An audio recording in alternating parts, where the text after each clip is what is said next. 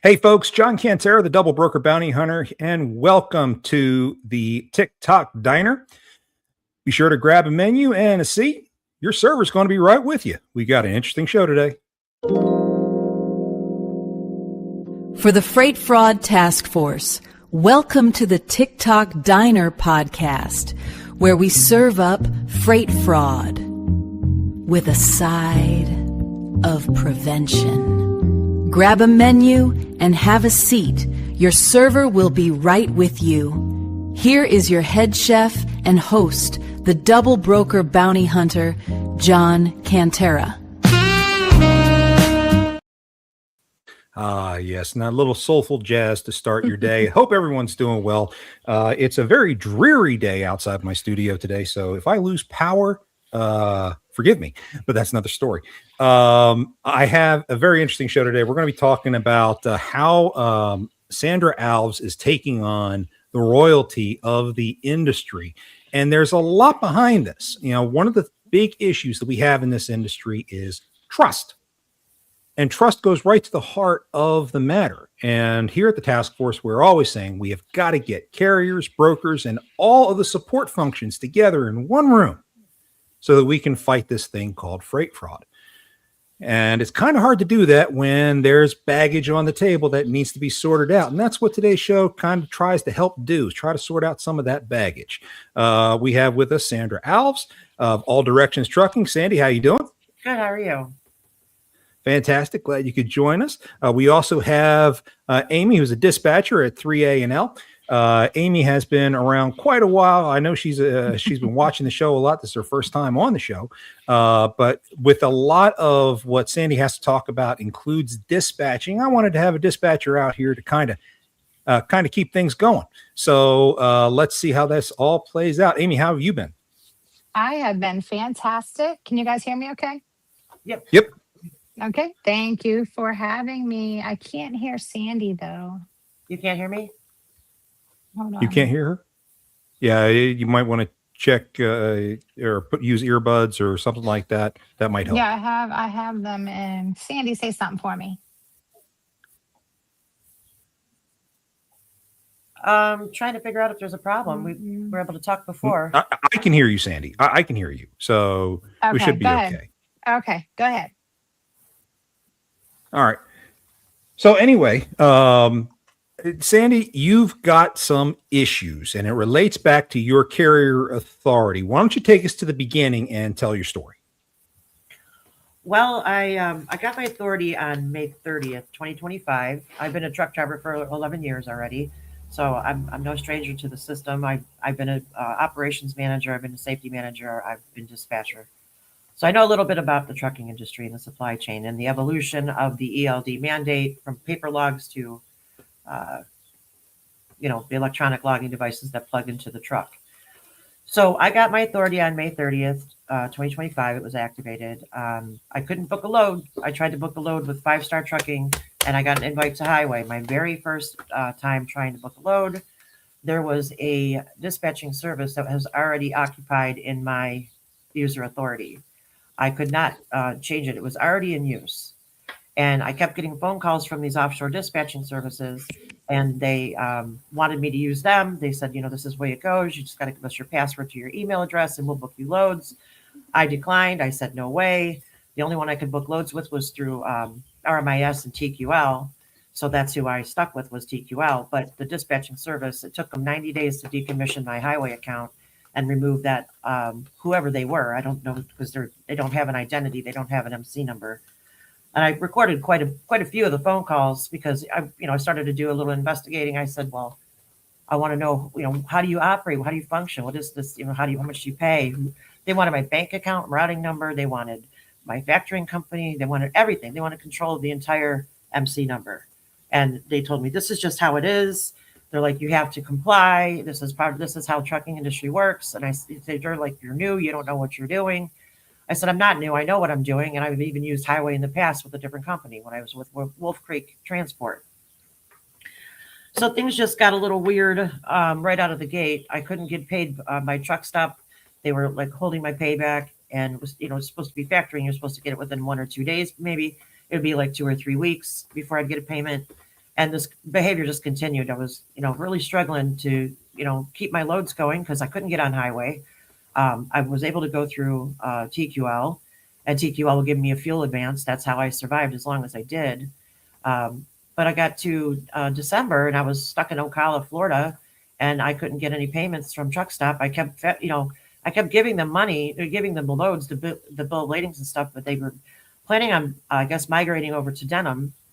And so they closed out my Truck Stop account with 6 penny deposits for 6 different loads and migrated me over to a new system. And I couldn't go back in time and get what was there. The ledgers were gone. I couldn't have access. It's just, so I filed a lawsuit. And when you start pulling threads, you realize that the whole thing is interconnected. It's one big Jenga block, and all these platforms are all plugged into it together.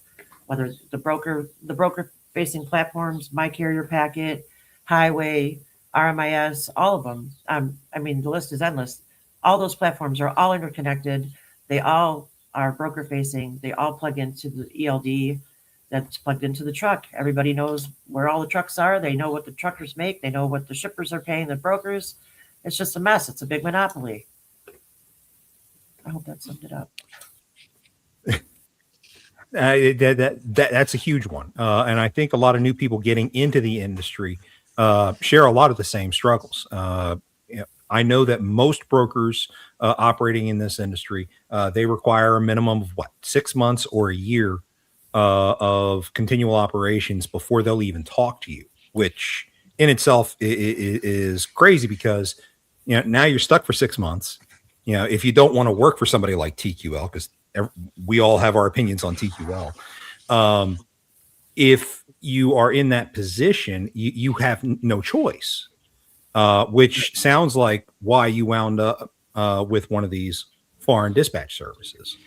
No, I never used a dispatch service. Oh, you never used it? Okay. No, I was getting inundated with thousands of calls a day from offshore dispatchers telling me that this is how it works, that telling me I have to do it. I'm not going to do that. So I guess I stood out because I was, it's basically in trucking, when you're a truck driver and a carrier, it's comply or die Johnny. And if I didn't comply, then I would have to die, because they got that axe dangling over your head with carrier. Now, what axe are you referring to? Carrier 411, the freight guard report. The old freight guard system. Fair enough. Right. So nobody wants to Amy, talk about it. Mm-hmm. Do you dispatch any new carriers? I stopped doing that because of the stress and with the new authorities. All my contacts require, like you said, 90 days, but mostly 6 months to a year. So I just don't I don't. Now, I stopped more than a year ago dealing with new authorities as well for the same reasons. And I hated working with TQL. Most of the time I wouldn't work with them. But that's again, neither here nor there. Don't get me wrong. Carriers out there, if you are brand new, there's almost nobody else you can go to. I get that. Do what you got to do to survive. But it sounds like the deck is stacked against us. So, Sandy, where are they stacking the deck? How do they have the deck stacked against the carriers? Well, the carriers are actually doing all the work, and they're front loading the brokers' lanes by paying for fuel and labor. The brokers are now connected to every ELD that's out there because all the broker facing platforms all join together, and they do Snowflake with technology and API. So not only do they know where the trucks are, they know exactly what's going on the ELD, and it's really not fair competition. It's definitely not free trade. You kind of are being judged like they got risk scoring, and they treat you like your DoorDash drivers basically. And I did DoorDash for a little while just to see by comparison, and it's pretty much the same thing. It's like it's a race to the bottom. They know where the trucks are. So I had TQL one time. I was in Sarasota, Florida. I called on a load that was on the load board, their load board, and he said, "Oh no, there's no load down in Sarasota. Go ahead and drive today up to Jacksonville. We're going to find all the trucks in Jacksonville for tomorrow." And I was like, "But I want to get a load today." He goes, "No, you got to go ahead. You can call me back tomorrow, and we'll get you booked." So where's the competition in that? I had to waste a day, waste my diesel, and drive somewhere I didn't plan to be going because if I didn't comply, you got the blacklisting situation with, the carrier 411 and TQL, and they know that, it's basically comply or die. So, and, I say commercial. Well, I think one thing that I do want to correct you on, I know that TQL does not use Carrier 401. They're not a subscriber, so they can't file freight cards. The only thing they can do is blacklist you on their own platform. Well, no, so that through RMIS, because TQL did eventually blacklist me. They called me between Christmas and New Year's, asked me to take a load out to Missouri, which I did. And I wasn't planning on going out between Christmas and New Year's. I was out in Missouri, and as soon as I delivered that load, I called them back for another load that was nearby. It was the day before New Year's Eve. And, it was Happy New Year. Thank you for the load. Blah, blah, blah. Everything seemed fine.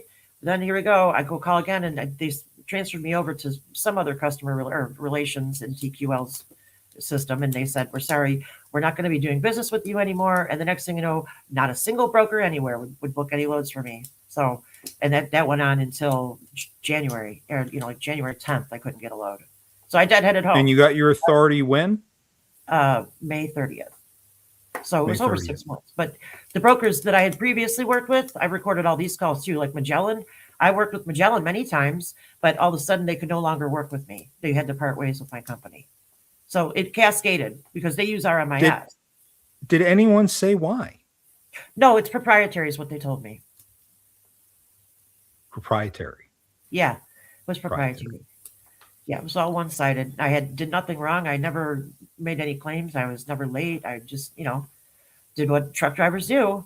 But that's the whole idea, is that all of these systems are interconnected. Well, you don't have to make a freight card report anymore. You can have plausible deniability.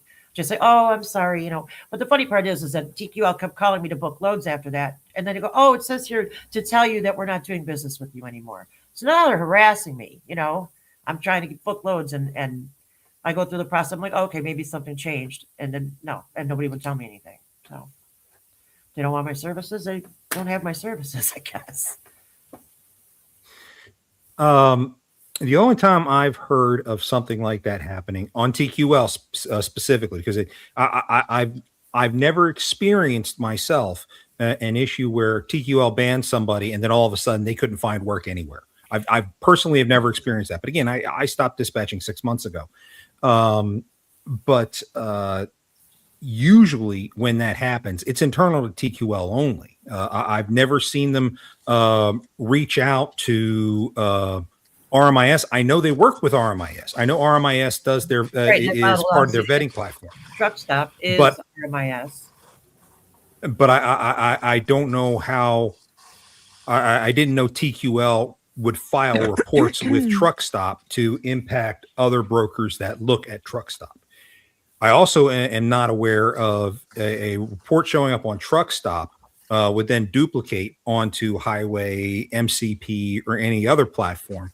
I was always under the impression that they were their own systems because they do compete against each other, and they don't like having those connections. Now, could be that a broker might have jumped into one platform, say they were in RMIS, they saw that you were blacklisted in RMIS, and then they went ahead and went to Highway and just entered that into Highway too. That's plausible.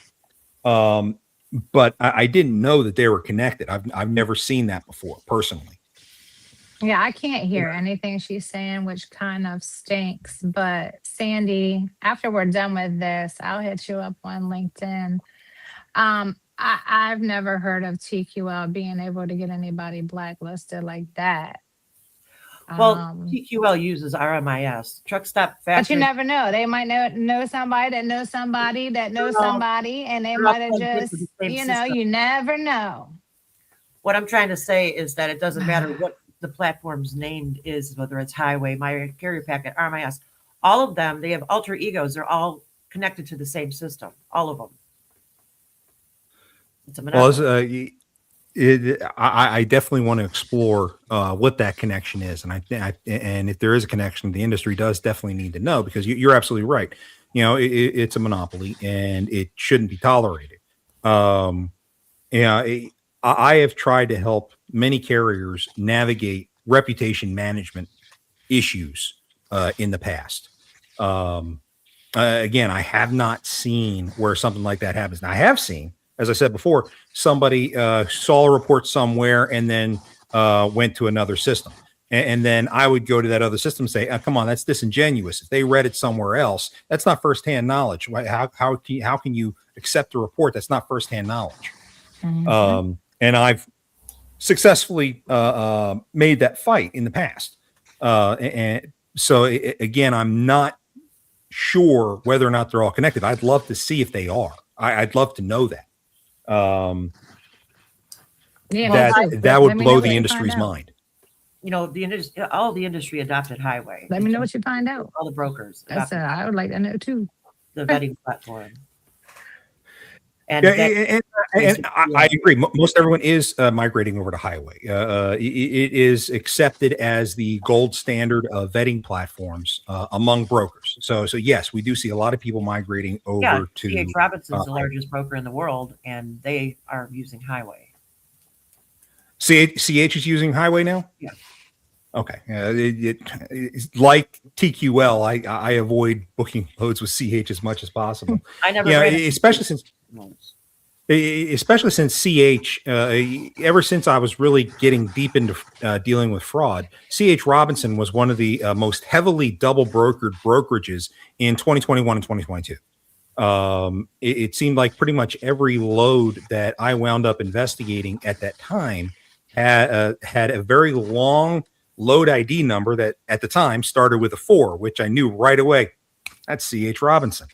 And I was able to get situations resolved. Right. I mean, CH Robinson would never appear anywhere on the BOL. I just knew it just because I've been doing it for so damn long. So I know they've been one of the most heavily double brokered out there during that time frame. Next would have been Amazon.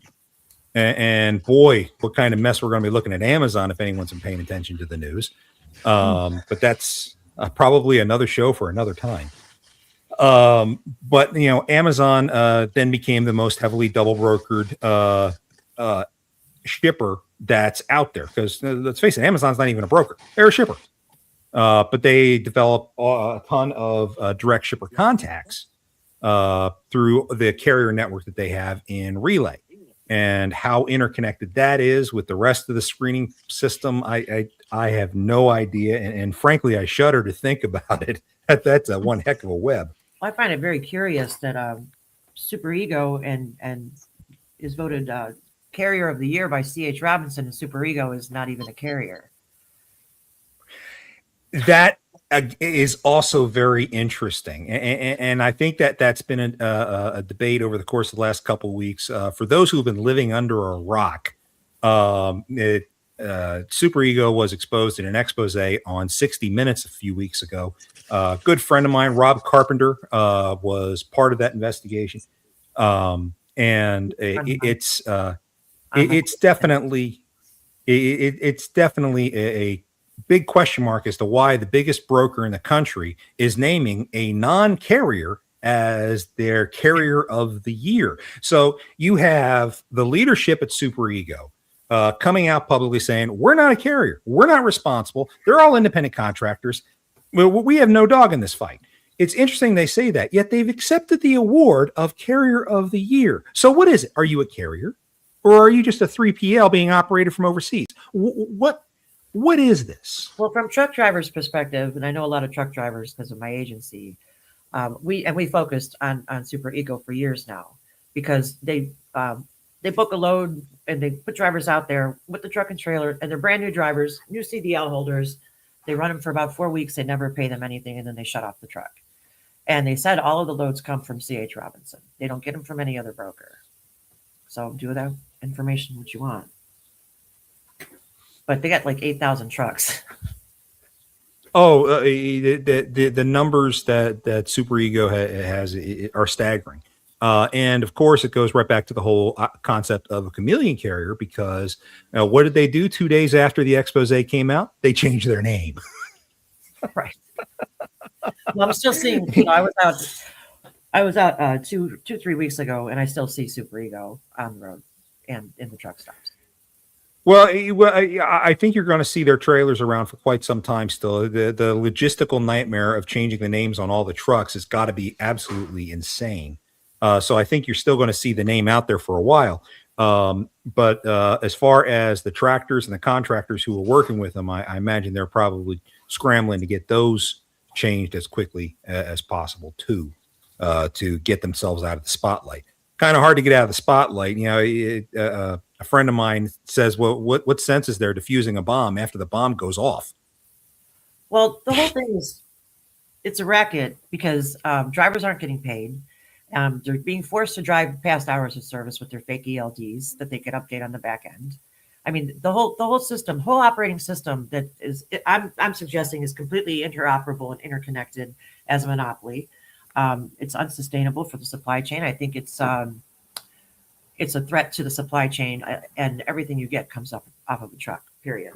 The truck drivers that are doing the right thing, they're not getting paid. They're waiting in truck stops. They're losing everything, and they're committing whatever, they're self-deleting. That's all I can say. And that's becoming a real big problem, and it's unfair. It's wrong. There's no symmetry. They treat brokers treat the truck drivers like they're little children, and they're incapable of making their own decisions. And it's not sustainable. The supply chain going forward has to have a different operating system, period.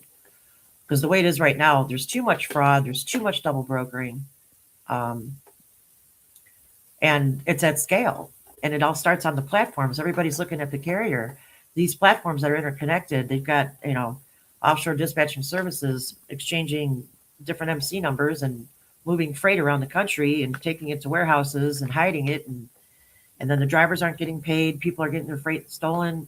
The call's coming from inside the house. It's not coming from the carriers. I'm sorry. Let's tackle it one step at a time. We know that when it comes to foreign dispatch services, Delilah's Law, which is currently on the floor both in the House and the Senate, is expected to make them illegal. So let's see if that moves forward, because here we are. As though he's the authority on that situation, and he's telling people on X that the Delilah's Law does not apply to offshore dispatching services. So, I mean, the industry already made up its mind that it's not going to obey the law because it's not obeying the laws now. Well, that I won't argue. We've got a lot of work to do as an industry to deal with compliance, and that's actually one of the things that I know my good friend Dale Prax is dealing with in a trip to Washington coming up. I'll talk a little more about that when we go to close the show. But trying to get through the law has been the hard part. Now, FMCSA has been handicapped that it can't issue civil fines. Corca, which is also being debated in the Senate right now, would change that, would give FMCSA the ability to move forward with the fines that they keep saying they're going to put against these double brokers, that they're going to put against others who are operating illegally. The only teeth FMCSA has is revoking authorities. What we need to see them do is we need to see them actually move forward in doing the revocations for the ones who are taking part in these types of things. Now, you brought up a question backstage earlier, Sandy, that you noted that some of the people involved in your lawsuit do not have their own DOT number or an authority or anything like that, are not regulated by the federal government. Well, much like the dispatch services, I'll go ahead and say that. Right. They're not regulated by the federal government. So there's nothing to stop them from doing a lot of the things that they do. So you look at the concept of highway, you look at the concept of My Carrier Portal, what regulations do they operate under? What are their goals? What truly drives them? I mean, other than the obvious profit, because we all know profit makes the world go round. And it is widely believed among carriers that profit is the reason why we have the economy we have today within the trucking industry, and why carriers are suffering so much. Boy, I'd love to see if any of these connections pan out. I'm sorry? Going back to MAP 21 with the ELD mandate. Sure. Hours of service. I mean, I know the rest of the society doesn't really understand trucking like we do, but hours of service, it's a compliance tool. This ELD that plugs into the truck's computer, it's a carrier-facing compliance tool.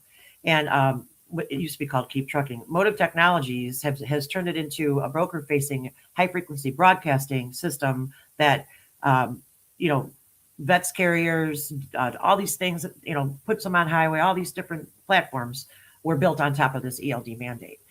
What I'm suggesting is that this is why the Great Freight Recession even happened in the first place. It was not organic. It was engineered, and it's not sustainable. We've lost 113,000 carriers since 2022 when highway first became operational, when all the brokers adopted it. And it's going to continue. The bloodbath continues. We lost 75-year-old carriers and newer carriers just left and right. Big carriers like Carol Fulmer, I think. Yeah, there was a 75-year-old carrier with many trucks. I don't know, 600 trucks or something. They just went out of business overnight because they couldn't qualify for highway. I mean, make it make sense. We don't need to be losing drivers and carriers left and right. It's not. The industry needs a buyer, a seller, and a truck. It doesn't need all these high-frequency broadcasting systems and surveillance and scoring. And frankly, part of me understands, because I was a broker at one point and I currently work for a brokerage. Part of me understands the need for tracking. I completely get that because let's face it, if my household goods are on a truck, I want to know where that damn truck is. So I understand if a shipper is insistent on knowing where their freight is somewhere in the pipeline, because let's face it, in the back of a truck could be anywhere from $100 to $1 million worth of freight or more. We have seen some pretty massive thefts that have taken place as a result of all this. So I understand the need to track. And I'd like to think most drivers understand the need to track. Now, is tracking through the ELD the right answer? That's a question that needs to be resolved. Tracking through a driver's phone. I know drivers don't want it, but again, what they're doing is they're moving around $1 million of somebody else's property. So again, I get both sides. It's not it's a very complicated issue, and we're not going to answer any of those questions here in this debate. But it is definitely something that stands that's worth debating. Broker Carrier Summit would actually be a great place to have a panel to discuss something like this. Now, most of my drivers have been okay with the tracking. Once I try to explain it, okay, one, as your dispatcher, I want to know where you're at because I need to anticipate when you're going to deliver. I need to anticipate when you need your next load. I need to know that. So I put all my drivers on Life 360 because that's a free platform. It's real-time tracking. And I at least knew where my guys were when I needed to know. Well, what about continuous tracking? And what about all these different platforms? Like they're all, and you can go on their websites and they'll show you who they partner with, right? Highway partners with Genlogs. Genlogs can see where the trucks are every day, all day long. They can see where the shippers are. They interface with, I'm assuming, flock camera and all these other roadside sensors they speak about. So I think it's reached to the extreme, really, because why would highway need to know where all the trucks are at all times? No, like it's a blueprint for freight theft, honestly, because you've got. Well, I've had some talks with Michael Grace, who is VP, I believe, of security at Highway. And we've talked about ELDs and what level of access they have. And he has said publicly numerous times that when a broker goes to look at a carrier and evaluate them on the highway platform, the only thing the broker gets to see is exactly where that carrier's trucks are. And the purpose of that is to verify, is that carrier actually close to the pickup location for the load that they're calling in on, which I kind of buy that. Now, Highway themselves, through consolidation, probably can see every last one, but they swear up and down they don't sell that information or anything like that. So take that at face value. No, they're becoming exactly what RMIS is. They're opening up their own load board. They, you can tell them, where they know where the trucks are. They will detect, load, make it easier for you, whatever. They're trying to rebrand themselves as a carrier-facing option with their new. They're constantly evolving, and like you said, they're putting themselves into all the other companies, like all the brokers. They know where all the trucks are. They know where all the brokers are, what the brokers are doing, and people like I don't want to call them up by name, but Werner. Werner is a carrier and a logistics. They're partnered with Genlogs. They can see what the shipper's paying all the other brokers. They're going to undercut the shipping lanes, and the little brokers is going to be no more. That's the only reason why I found out about Genlogs, is because the brokers are losing their freight to the bigger carriers and the bigger brokers, and so they're too. Well, Genlogs, and I've had a lot of conversations with Ryan Joyce, the CEO of Genlogs. So I'm fairly familiar with their platform. What they try to do, and you're right, they utilize all the highway sensors that are out there that the different state and federal governments utilize for license plate reading and all that good stuff. So you're absolutely right about that. Plus, they have their own cameras placed across every major U.S. highway in the country. Now, their shipper and carrier intelligence platforms is what they call it. They offer those to brokers so that they can, one, from a sales perspective, identify shippers operating in specific lanes, and for brokers to identify carriers who regularly run specific lanes. So do they know where every carrier is at every moment of the day? I don't think so. But they certainly, their AI system, their cameras will pick them up if they're looking for them. I've used them a couple of times in some cargo theft cases where if I have information about a specific truck, I have a picture of the truck, I have their DOT number and stuff like that, I can submit that for free on Genlog's website, and they'll track that truck's history to see if we can try to find that truck and locate the asset that's missing.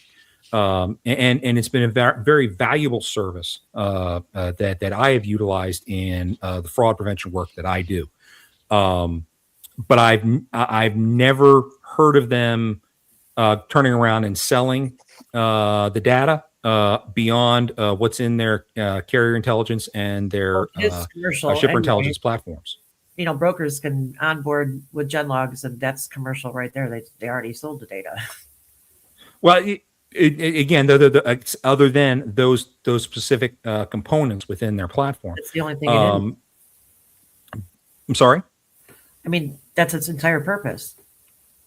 Oh, I get that. I do get that. But, whether or not they say, okay, I'm going to pick on Sandra Alves today, and where is her truck? And then they follow your truck everywhere you go throughout the day. I know they have the capability to go back and look at that. They can do that. That's the point. Anybody that's on Genlog can do that. I never consented to that. That's massive surveillance. I could type in my DOT number and find my truck wherever it's at and wherever it has been. Drivers. But ever since 2021 and the Patriot Act, the government's been able to do that. And what Genlogs does, they've contracted with the government to be able to access that data. So I'm not disagreeing with you. I'm not disagreeing with the fact that privacy has completely gone away inside the truck. Consented to that. Nobody was even informed of that. We had to discover it on our own. There's winners and losers here. You've got, people using all this technology while they sit at their desk at home, and you got the workers doing all the work. It's become, like I said, winners and losers. And the rates are not competitive; they're scripted. And that's not a free market. That's not a fair market. Dialing back for a second here, they're scripted. The rates are scripted. Well, sure. If people are desperate enough, they'll take anything. So as soon as you open up the DAT load board, you see the $1.47 on for rate per mile, and then everybody follows the suit. It's a scripted. I don't know who sets the rate, but it's take it or leave it. It's not competition. When you call them on the phone, everybody else is calling on the phone too, and it's a race to the bottom. But drivers are still hungry. They're living in their trucks. They're fuel dependent. And if they lose anything, they got the axe hanging over their head. It's like a company town. They lose everything all at once. They got to shop at the company store. They got to shop at the company bank. They have to, they're a captive audience. So while their desperation scores and, risk factors and all these things like that, they say, well, we don't want that carrier because we didn't like what they said because they're listening because they could see inside the cab. It's not sustainable. And to really look at why it's such a danger in our country is because you got these dispatching services and brokers and all of these interconnected platforms hauling military freight and explosives. And we don't even know who these people are that can reroute this freight and put it anywhere they want to because they're double brokering with different mismatched MC numbers. So think about that. No, I absolutely agree when it comes to DoD freight. Okay. We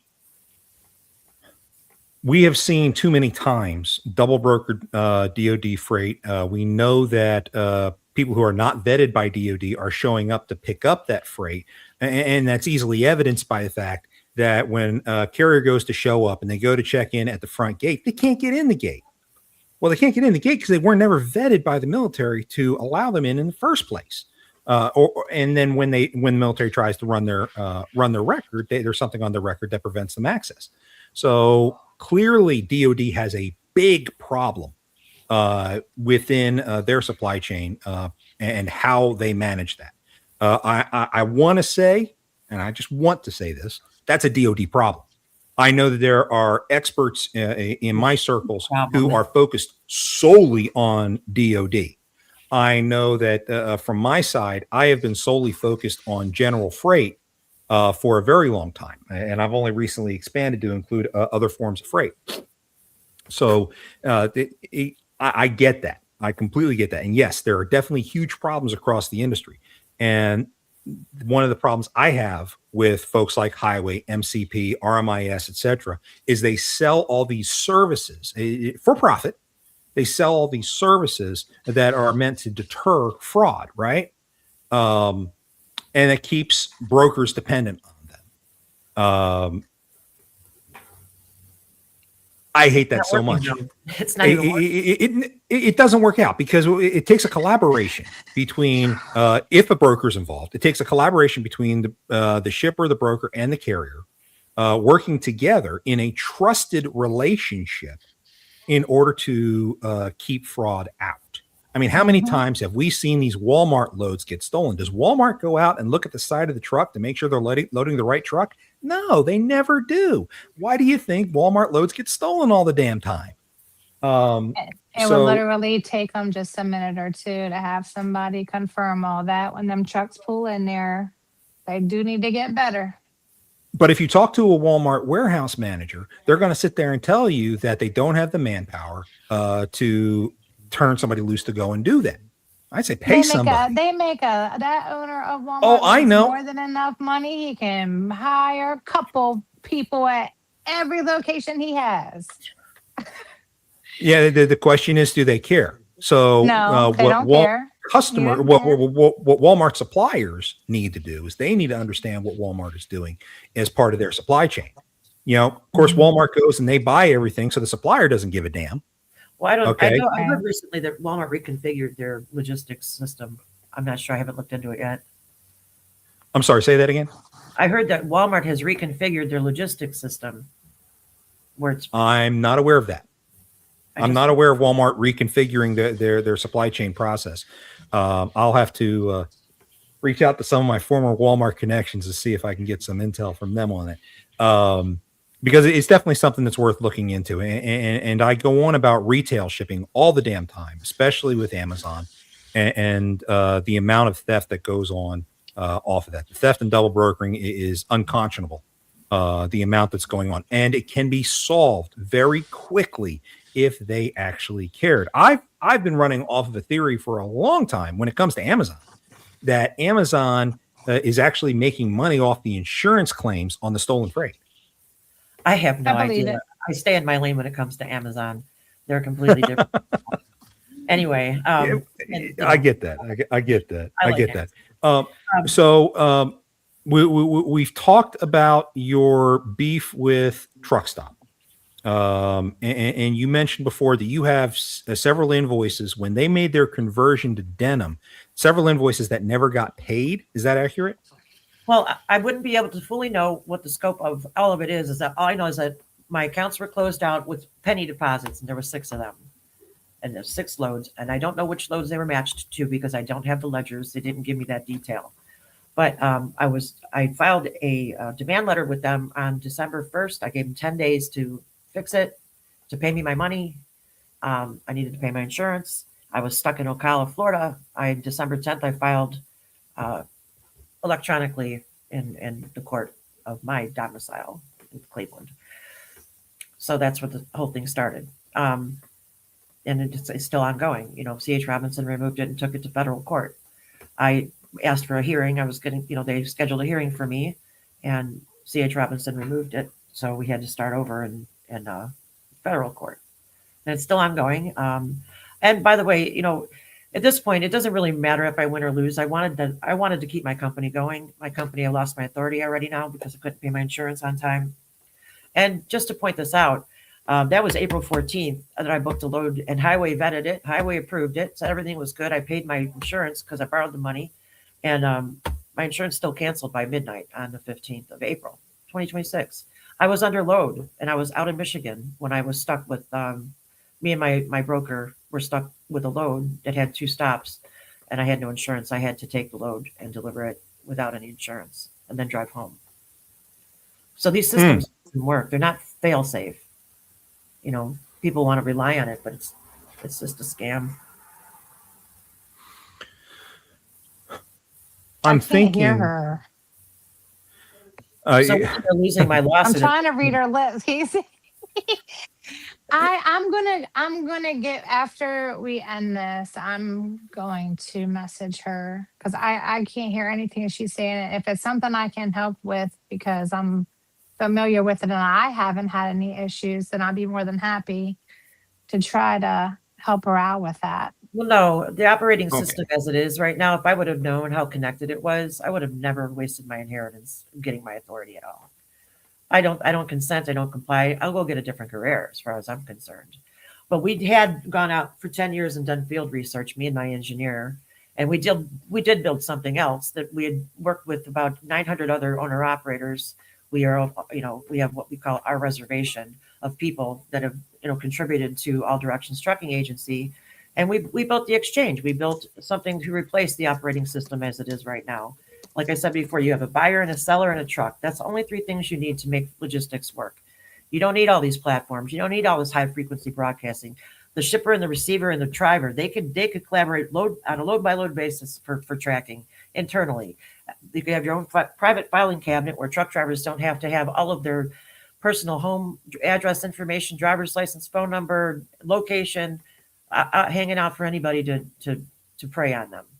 And female drivers, it's a big concern for female drivers because we know we got all these men are out there watching you, following you, calling you. They know what's in your trailer. They know when you're out in the field somewhere driving down the highway at 2:00 in the morning. It's dangerous. It's not safe. Privacy is safety. The operating system as it is right now, it's outdated. We have the technology. We no longer need to have all these different load boards, all these different platforms on all these different brokers. You'll come to realize that at some point. If you want to get rid of freight fraud and theft. And like that driver that got killed over in Georgia with the Mercedes. He was targeted. Somebody had to know how to drive that truck. Somebody had to know how to get those cars off of the back of that truck with the hydraulics and all that stuff. He was targeted. He was on his way to Miami and he drove somewhere, halfway down the state of Florida, and somebody got in his truck and took him up to Georgia, killed him and threw him out. This is happening all over the place, and it's a big fear, and people are ruthless, and it's a dangerous world. We really need to button it up and bring these people back home so they are safe again. Not with all this. I've not heard of anybody talking about that case. For Amy, who's having a hard time hearing, she's talking about the case of the automotive hauler who was hijacked and killed. on a yeah, load yeah. I between heard Georgia and about Florida. that. I heard about that. There has not been a lot of discussion on that. I know that's an ongoing investigation. I believe the FBI is involved in that. So it's going to be interesting to see how that pans out. But I agree with you. Safety is a huge problem in this industry. Truck drivers have to be able to protect themselves. Truck drivers need some level of privacy, if nothing else, in terms of security for the load. I know for a lot of the work that I deal with from the consulting side, we talk all the time about how do we make sure that no information about the load gets out, especially high value loads, electronics, stuff of that nature. In which case, we can isolate the broker out of it. We can isolate other groups out of it, and then it becomes an internal issue. Well, somebody on the inside is feeding information, and that's a huge problem out there too. How many clerks are out there, who are responsible for releasing freight to a trucker, and they're only getting paid $10 or $12 an hour? I mean, folks, pay your people better, okay? Because when you have someone like from the Mexican cartel or from an Eastern European syndicate walk up to them and say, "Hey, look, you get a juicy load, I'll pay you 50 grand. Just tip us off." I mean, you think they're not going to do it? Look, organized crime is one of the biggest threats that we face as an industry, and it's always been present since the days of the mob, post World War II, hijacking trucks. This operating system is the criminal enterprise. I'm just going to say that operating system, all of the brokers, all of the platforms, everyone connected to the ELD mandate, all of that needs to be replaced. That operating system's got to go. You have to replace it with the exchange. There's really no other option if you want to bring safety back, if you want to have fair trade, because brokers can, or the buyer can talk to the seller and the truck, and they can all agree on what the price should be. There doesn't need to be a middleman anymore. 26. We shouldn't have to wait 30, 60, 90 days to get paid. The exchange, whenever the buyer, it's like a vending machine. The buyer puts his money in, it goes into an escrow account. The driver takes it to the shipper. Everybody agrees that everything turned out good, and money gets released, and everybody goes about their business. So think about that, because that's really the only equitable option, because they've gotten away with too much for too long. There's too much stolen freight. You're going to be chasing rabbits for the rest of your life. You'll never catch them. Just replace them. Well, one thing I 100% agree with you on. In my role dealing with freight, I don't think I will ever be out of work. Right. And it's not necessarily out of greed. God knows I don't make enough money for the work that I do. But it's important work, because what we're seeing today in our own economy, because of all the fraud, an economist I spoke with the other day estimates that roughly 20% of what you're spending right now at Walmart, Costco, whatever, 20% is to reimburse those big box stores for the freight that's been stolen. And we're not talking about the reported freight, because that's getting paid for by their insurance. We're talking about the unreported stuff. You keep seeing people throw around the $10 billion number, or sorry, the $6+ billion from last year of thefts that have been reported. I think it was a 6.2 million, or 6.2 billion rather. That's probably only about 10% of what's really going on out there, according to economists that I've spoken to on the matter. So the problem is much, much greater. How much of it is perpetrated through the combined actions of the screening platforms that are out there? I don't know. It's an interesting theory. It'd be interesting to see if your case is able to open up the books to get to put more visibility into that. So that is definitely something that's going to be of interest across the industry. Sorry? Visibility is the problem. We have too much visibility. Everybody wants to see what everybody's doing, Well, the visibility is on the trucker side. The trucker is the only thing that's 100% visible, at least in my opinion. Now, I know of several very good brokers who have outright told me, "Hey, this is how much I'm getting, and I got to make something." I was like, "Oh, hey, I agree with you, and you keeping 15%. Hey, that's fair to me. Let's go." Yep. I can have that conversation with brokers all day long, but that's also through developing relationships with those brokers. Let's face it, brokers are just as tired of the foreign dispatch services as the carriers are. I mean, you said it yourself, Sandra, that these as soon as you get your authority, you get bombarded by all these calls from all these overseas dispatchers and other service providers that are out there telling you, "Oh, you got to have it. You have to have it. You can't get anywhere without it." And of course, that's not true. I also know that as an American dispatch service, I never once had to advertise. Never once did I have to make a cold call. I was turning people away 2 or 3 a week because I was overtaxed and I could not handle the workload. So, I mean, a good dispatcher is worth its weight in gold. A bad dispatcher, however, I get that. I completely understand where you're coming from there. Like I said, I hope the law fixes that. You may be right. It may not have enough teeth to be able to stop it.